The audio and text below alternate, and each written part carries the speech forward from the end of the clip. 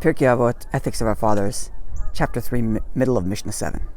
Rabbi Yaakov says, Mahalech baderech, one who is traveling along the way, Vishoneh, and he is studying, Umafsik mi mishnato, and he stops from his study, V'omer, and he says, remarking on something he sees, Mana ilan zeh, how beautiful is this tree. Or he says, Mana and nir zeh, how beautiful is this field. Ma'aleh alav hakatuv, the verse considers it, the Torah considers it, Ki'ilu mitchayev b'nafsho, as if the sin is so great that it's equal to a sin of capital punishment. Read simply, as we just did, it would seem Rabbi Yaakov is telling us the egregiousness of interrupting one's study. Now, if that's the case, Rabbi Yaakov could have made that statement much shorter. He could have said, Halomed, one who is studying, Umafsik lumudo, and he stops his learning, he stops his studying, Ma'aleh alav hakatuv, the verse considers it, Ki'ilu mitchayev b'nafsho, as if it's a sin equal to one of capital punishment. Why the lengthy description? Hamahalech baderech, one who's traveling along the way and interrupts his study. Well, if he's sitting in his backyard and studying, it's any less egregious. Why mahalech baderech? Why someone traveling along the way? And why give examples of what he is doing in his interruption? How beautiful is this tree? Or how beautiful is this field? Just say he's interrupting his study. What's the difference why he is interrupting his study? And not just giving examples, giving two examples. One remarking on how beautiful a tree is, and one remarking on how beautiful a field is. What's the difference between these two examples, and why do you need examples at all? And likewise, the word used here for learning is shoneh. It could have been another word, lomed. Perhaps there's a deeper meaning to what Rabbi Yaakov is telling us. And it would go something like this. Hamahalech baderech, one who is on a journey. Not literally traversing from one location on earth to another, but he's moving somewhere. He's been put into a situation, and there's a challenge in front of him that's compelling him to move, to go on a journey. Vishoneh.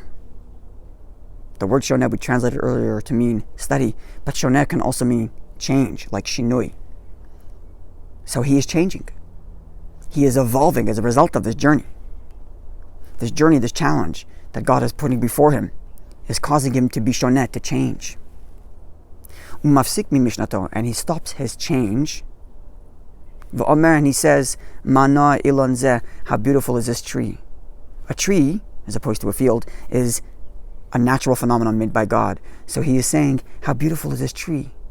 Look at the growth, the journey that God has put me on has brought me to. It's enough. I'm here. I don't need to move any forward. Or he says, Mana nir zeh, how beautiful is this field? A field is made by man. And therefore he's saying, I've invested enough in this journey. I'm done. I'm stopping here. That, says Rabbi Yaakov, is equal to a sin for one would be liable for capital punishment. Because this is the reason why we're here. God made that journey. God put us there so that we can change and grow. And one who stops that growth by saying, God did it, it's enough, or I've invested so much and it's enough, is a wasted opportunity. It's taking the challenge that God put in front of us and making it useless. And this perhaps connects to the first half of the Mishnah, where Rabbi Elazar Ishbar Tosa tells us that everything comes from God. And therefore Rabbi Yaakov remarks and says, even the challenge comes from God, and therefore one must change and grow from it. And this connects to the next Mishnah.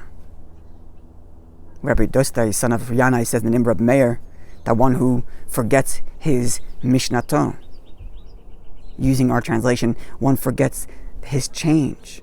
One forgets the lessons he's learned from challenges. It's terrible. And as the Mishnah goes on to say, that it's only if he sat down and intentionally forgot those lessons. If the lessons were takfa alav mishnato, the challenges were so overbearing and so traumatic that he naturally forgot them, that would be okay. But if he sat down and erased the memory of the lessons he learned, terrible. What a wasted opportunity. Wasting the challenges and journeys that we're put on to get better and grow and evolve.